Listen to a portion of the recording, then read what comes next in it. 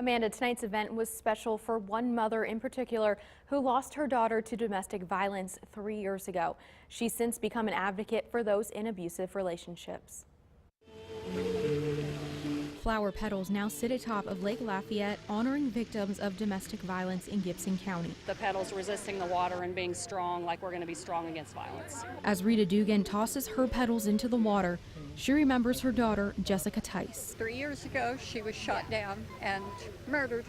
It was by an ex-boyfriend, and he had been stalking her for a good while. Dugan says the last text Tice received from her ex before the brutal attack said, "Jessica talked to me because I'm on a country road with a gun to my head. I'm going to kill myself."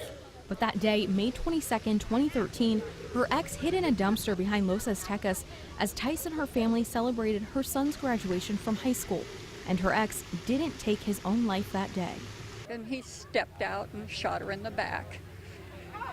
And then he proceeded to reload and shot her in the head while she was down. Since that day, Dugan has been on a mission to share Jessica's story and be there for others in the same situation she was in. If anybody calls me and needs help, if I need to give them gas money to get away, I do. I do whatever I can do to help anybody.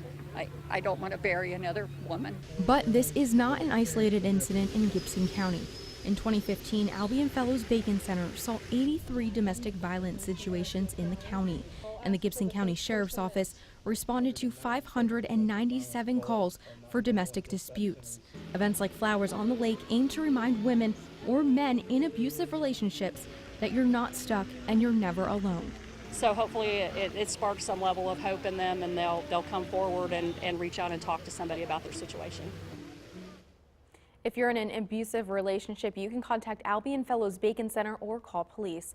Chelsea Kerbler, 44 News.